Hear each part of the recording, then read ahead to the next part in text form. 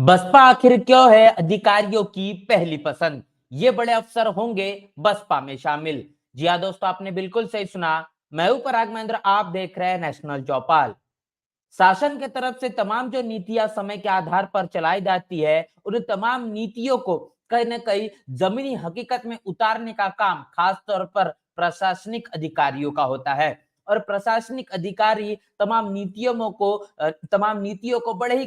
करीबी से देखने का काम करते हैं। और इससे वो तमाम राजनीतिक पार्टियों की विचारधारा, उनकी मंशा को भली भांति अवगत कर लेते हैं। लेकिन अब ये बड़ा सवाल है कि तमाम जो प्रशासनिक अधिकारी जो बड़े पदों पर है, जो भली भांति तमाम राजनीतिक पार्टियों के उनकी विचारधारा से, उनकी नीतियों में से, उनके मकसद से कहने के वाकिफ होते हैं, उसके बावजूद भी कहीं ना कहीं जब वो अपने प्रशासनिक पूरे के पूरे आधिकारिक जीवन से जब रिटायरमेंट के पर उतर जाते हैं, तब वो उनके पास में कई ऐसे बड़े मौके होते हैं कि तमाम राजनीतिक पार्टियों में जाकर वो अपनी राजनीतिक सफर को शुरू कर सके। इस देश के अंदर में तमाम राजनीतिक पार्टियां बड़े पैमाने पर मौजूद है, उनमें शामिल होकर फिर एक बार एक बड़ा मोटा पैसा कमा सके। लेकिन कहीं ना कहीं देखा यह जाता है कि कई ऐसे जो अधिकारी पद पर लोग हैं, वो अपने रिटायरमेंट के बाद में एक ऐसा निर्णय लेते हैं जिस निर्णय को लेकर बहुजन समाज में खुशी की लहर देखने को मिलती है। बाबा साहब का एक वाकया बड़े मजबूती से याद आ रहा है। बाबा साहब कहते हैं,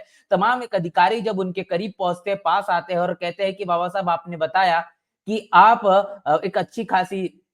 पढ़ाई करें, अच्छी शिक्षा ग्रहण करें और अधिकारी बने। मैंने अच्छी शिक्षा ग्रहण की, मैं अधिकारी भी बन चुका हूं। अब मुझे बताइए कि मैं कैसे अपनी समाज की सेवा कर सकता हूं, कैसे समाज में परिवर्तन ला सकता हूं। तो बाबा साहब उस अधिकारी को एक ही सलाह देते हैं। बाबा साहब कहते हैं कि आप जिस समाज से आते हैं, उन तमाम गांव झोपड़ियों में जाने का काम करें। उन झुग्गी झोपड़ियों में अपनी जो सरकारी तौर पर जो मिली गाड़ी है, उस गाड़ी से एक चक्कर लगा कर आइए, वहां से जरूर गुजरिए। उसके कारण क्या होगा? बस उसके कारण ये होगा कि तमाम जो बच्चे हैं, जो विद्यार्थी है, जो छात्र है, वो आपको देखकर प्रेरित होंगे, प्रोत्साहित होंगे और उसके कारण वो भी यह सोचेंगे कि हमको इनके ही तरह बनना है। एक ऐसा उदाहरण कहने के उनके सामने में साबित करके दिखाइए जिसके कारण उनके मन मस्तिष्क में भी अधिकारी बनने की जो जिज्ञासा ये पैदा हो। ये बात बाबा साहब कहते हैं। लेकिन जिस तरीके से तमाम तरह के जो अधिकारी बड़े पैमाने पर खास तौर पर बहुजन समाज के देखने को मिलते हैं, वो उस काम को पूरी तरीके से बाबा साहब के कही हुई बात को अमल में लाते हुए नहीं नजर आते। लेकिन अब भी, आज भी वर्तमान स्थिति में ऐसे कई अधिकारी देखने को मिलते हैं जो बाबा साहब के अधूरे सपने को पूरा करना ही अपने जीवन का मकसद मानते हैं। और ऐसे में देखा गया हाल ही में जिस प्रकार तेलंगाना में इस वक्त वर्तमान में मौजूद बहुजन समाज पार्टी के जो प्रदेश अध्यक्ष है doctor R S Praveen Kumar, इन्होंने जिस तरीके से अपने रिटायरमेंट लेकर बहुजन समाज पार्टी का जो दामन थामा है और लगातार बहुजन समाज पार्टी के माध्यम से बहुजन समाज में एक राजनीतिक और सामाजिक और वैचारिक तौर पर जो जिज्ञासा और जो क्रांति करने का वो काम कर रहे हैं, उसकी जो तमाम तस्वीरें वो अब किसी से छिपी नहीं है। लगातार सोशल मीडिया पर आर एस प्रवीण कुमार के माध्यम से जिस तरीके से बहुजन समाज की विचारधारा, बहुजन समाज पार्टी को बढ़ाने के लिए जिस प्रकार वो अपनी जद्दोजहद कर रहे हैं, पूरी तरीके से मजबूती से अब जमीनी स्तर पर वो उतर चुके हैं। इसका कहने की जो इंस्पिरेशन कहे, प्रेरणा कहे या इसकी सबक या सीख कहे, वो तमाम अधिकारी भी लेते हुए नजर आ रहे हैं। और ऐसे ही अधिकारी अब कहने के देखे जा रहे हैं जो कि आने वाले 22 तारीख को बहुजन समाज पार्टी का दामन थामने वाले हैं। आप बिल्कुल सही सुन रहे हैं। डीजीपी रैंक के जो जे पूर्णचंद्र राव, ये जो अधिकारी है, ये अब बहुजन समाज पार्टी का दामन थामने वाले हैं। आने वाले 22 तारीख को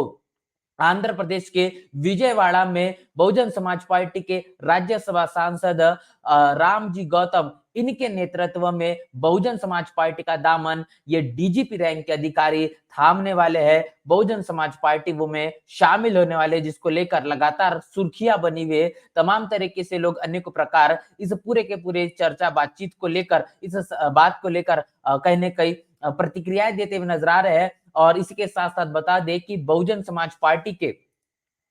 जो तेलंगाना प्रदेश के प्रदेश अध्यक्ष doctor R S Praveen Kumar ने भी इस मसले पर अपनी बड़ी प्रतिक्रिया दी है। तो मैं तस्वीर आपको यहाँ पर दिखा पा रहा हूं, जय पूर्ण चंद्र राव, इनकी, जो कि आने वाले 22 तारीख को बहुजन समाज पार्टी का दामन थामने वाले हैं। डीजीपी रैंक के ये अधिकारी है और अब रिटायरमेंट के बाद में इन्होंने निश्चय किया कि जिस तरीके से उन्होंने अपना एक आधिकारिक जीवन जिया, जो प्रशासनिक जीवन जिया, इसके बाद में वो अब बहुजन समाज पार्टी का दामन थामने वाले हैं। इसके साथ-साथ इस पूरे के पूरे मसले पर doctor R S Praveen Kumar ने अपनी बड़ी प्रतिक्रिया दी है। इस मसले पर doctor R S Praveen Kumar ने क्या कुछ कहा, आइए सुनते हैं। अ, जे पूर्णचंद्र राव, आपका बहुजन समाज पार्टी में हार्दिक स्वागत है। वह 1988 बैच के आईपीएस अधिकारी है और उन्होंने गुंटूर, श्री काकुलम और नेल्लोर के एसपी के रूप में, विजाग के पुलिस आयुक्त के रूप में, आरटीसी, एमडी, एसबी, डीजी और पुलिस भर्ती बोर्ड के अध्यक्ष के रूप में मातृभूमि की सेवा की। वह डीजीपी पद से सेवानिवृत्त हुए और सामाजिक न्याय की प्रतीक और माननीय बहन जी के जीवन और कार्यों की गहराई से प्रेरित होकर बहन मायावती और विशेष रूप से बहुजनों, ओबीसी के प्रति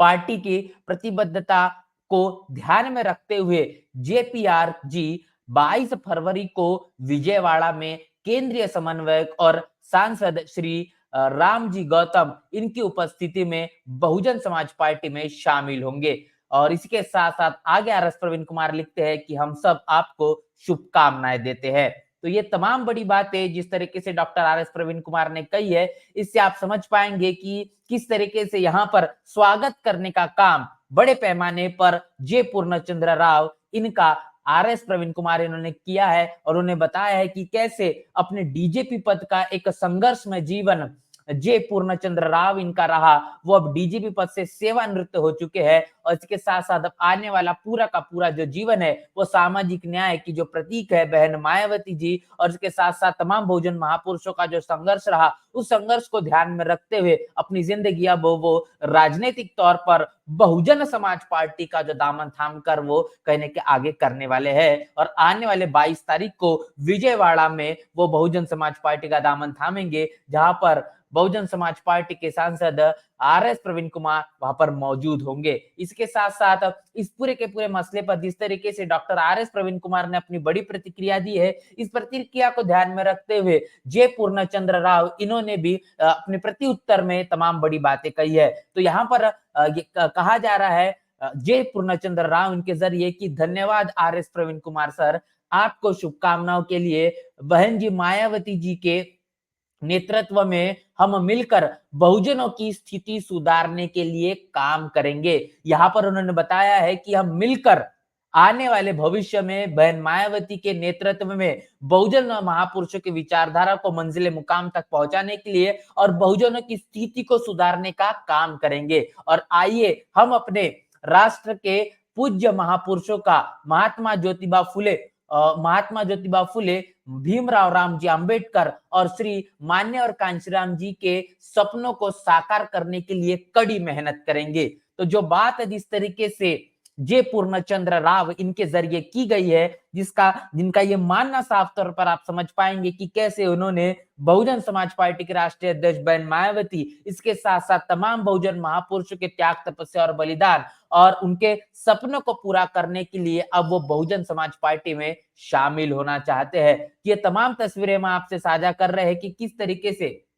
जे पूर्णचंद्र राव इन्होंने इस पूरे के पूरे मसले पर जो अपनी बड़ी प्रतिक्रिया दी है, doctor R S Praveen Kumar ने जो बातें कही उसको लेकर जो उन्होंने प्रति उत्तर दिया है, इससे आप सोच सकते हैं, कल्पना कर सकते हैं कि किस तरीके से जो बड़े अधिकारी है, जो अफसर है, वो आखिर बहुजन समाज पार्टी को सबसे पहले क्यों पसंद करते हैं। सबसे बड़े पैमाने पर जो अधिकारी है वो बहुजन समाज पार्टी को कहीं ना कहीं पसंद करने के पीछे का क्या कारण है, बसपा ही अधिकारियों की पहली पसंद क्यों है। इस सवाल का अगर आप जवाब ढूंढेंगे तो आपको सवाल का जवाब ढूंढने के लिए इतिहास के तमाम उन पन्नों को पलटना होगा, जिसके बाद आप समझ पाएंगे कि आखिर बसपा ही अधिकारियों की पहली पसंद क्यों है। जब आप देखेंगे कि बहुजन समाज पार्टी का मतलब कि 1984 से जब बहुजन समाज पार्टी बनती है, तो बहुजन समाज पार्टी के बनने के बाद में बहुजन समाज पार्टी के बनने का पीछे का आखिर कारण क्या है। इस देश के अंदर में बहुजन समाज पार्टी कहती है कि हम सामाजिक परिवर्तन और आर्थिक मुक्ति का आंदोलन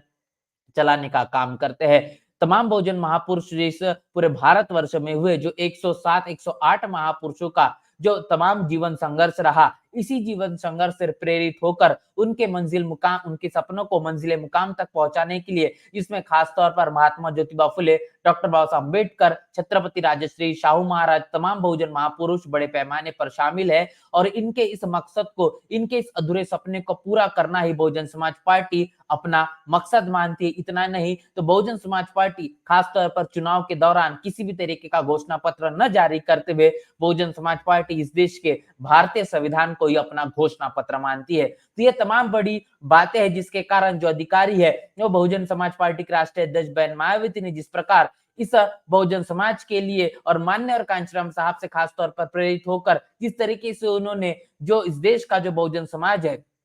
उसको किस तरीके से राजनीतिक जो चेतना जगाने का काम किया गया, 4200 किलोमीटर चलकर साइकिल से कश्मीर से लेकर कन्याकुमारी तक और गुजरात से लेकर तो अरुणाचल प्रदेश तक पूरे भारत भर जो भ्रमण किया और बहुजन समाज को जो जोड़ने का काम किया, जिसके कारण फलस्वरूप देखा गया कि एक नहीं, दो नहीं, तीन नहीं तो चार बार बहुजन समाज पार्टी ने उत्तर प्रदेश में अपनी सरकार बनाने का काम किया। और इसके साथ साथ जब उत्तर प्रदेश में बहुजन समाज पार्टी की सरकार बनती है, बहन मायावती जिस प्रकार मुख्यमंत्री के तौर पर अपना शासनकाल चलाती है, एक ऐसा शासनकाल जिस शासनकाल को कहने के आज भी बड़े पैमाने पर याद किया जाता है। जिस तरीके से तमाम बहुजन महापुरुषों को मान सम्मान देने की बात हो, उनके नामों पर जिले बनाने की बात हो, तमाम बहुजन महापुरुषों के नामों पर पार्क बनाने की बात हो, ऐतिहासिक धरोहर को निर्माण करने की बात हो, तमाम स्कूल हो, अस्पताल हो, कॉलेजेस हो, यूनिवर्सिटीज हो, ऐसा कोई काम विकास का कहने के उत्तर प्रदेश में नहीं बचा जो काम बहन मायावती ने अपने शासनकाल में बहुजन समाज पार्टी के शासनकाल में नहीं किया गया होगा। और उसी को कहीं न कहीं आदर्श मानते हुए तमाम जो अधिकारी वो खास तौर पर प्रभावित होते हैं और प्रभावित होकर राजनीतिक तमाम जो पार्टियां जो बड़ा मोटा पैसा अपने पास में रखती है, उन पार्टियों को दरकिनार करते हुए, उन पार्टियों की नजरअंदाज करते हुए मनुवादी पार्टियों से अलग थलग वो बहुजन समाज पार्टी को अपनी पहली पसंद बनाते हैं। उन्हें पता है कि बहुजन समाज पार्टी के राष्ट्रीय अध्यक्ष बहन मायावती वो कितनी अनुशासित है। अगर उनके ही पार्टी के कई नेता अगर गैर कानून और तमाम तरीके से गलत तरीके से कहने के अपना जीवन व्यतीत करते हुए नजर आते हैं या फिर वो किसी न किसी कानूनी कार्रवाई में फंस जाते हैं या फिर अपराध में फंस जाते, तो ऐसे में अपने ही बंगले में बुलाकर, अपने ही निवास स्थान पर बुलाकर उनको पुलिस के हाथों पकड़वाने का काम ये बहुजन समाज पार्टी के राष्ट्रीय अध्यक्ष बहन मायावती के जरिए इतिहास में किया गया है। और इन तमाम चीजों से प्रभावित तमाम खासतौर पर जो अधिकारी होते हैं और इसीलिए उन्होंने ये निश्चय करते हैं कि बहुजन समाज पार्टी एकमात्र ऐसी पार्टी है जो भारतीय संविधान को अपना घोषणा पत्र मानती है, तमाम बहुजन महापुरुषों की विचारधारा को मंजिल मुकाम तक पहुंचाने के लिए काम करती है और इसकी नेता बहन मायावती जो है वो किसी भी आधार पर, किसी भी कीमत पर स्वाभिमान से अपना समझौता नहीं करती और ऐसे नेता के नेतृत्व में काम करना एक अभिमान और एक गर्व महसूस करता है अधिकारी। और इसीलिए कहीं ना कहीं जब वो रिटायरमेंट कर लेते हैं या फिर कहने की वे समझ में आ जाता है कि अब उनको अपनी नौकरी से इस्तीफा देकर राजनीतिक तौर पर बड़े पैमाने पर बहुजन समाज का कहने के कल्याण करना है, तो वो निश्चित रूप से बहुजन समाज पार्टी को ही सबसे पहले चुनते हैं। तो ये तमाम तरीके से कारण रहे कि आखिर क्यों जे पूर्णचंद्र राव ये आने वाले 22 तारीख को आंध्र प्रदेश के विजयवाड़ा में बहुजन समाज पार्टी के राज्यसभा सांसद रामजी गौतम इनके नेतृत्व में बहुजन समाज पार्टी में शामिल होने वाले हैं और कहीं ना कहीं एक नई दिशा उत्तर प्रदेश के बाद अब तेलंगाना के अंदर में देखने को मिल रही है। जब से डॉक्टर आर.एस. प्रवीण कुमार ने बहुजन समाज पार्टी का दामन थामा है, तब से लगातार बहुजन समाज पार्टी का जनाधार है, खासतौर पर जो दक्षिण भारत है यहाँ पर अपना पैर पसारते हुए नजर आ रहा है, मजबूती से अब कहने की खड़ा होता हुआ नजर आ रहा है। तो जिस तरीके से एक बड़ी खबर से हम आपको लगातार रूबरू कर रहे हैं, इसको लेकर आपकी क्या राय है, प्रतिक्रिया क्या है, लिखकर हमें कमेंट बॉक्स में जरूर बताएं। बने रहे नेशनल चौपाल के साथ, मिलते नए वीडियो में, तब तक के लिए जय भीम, जय भारत।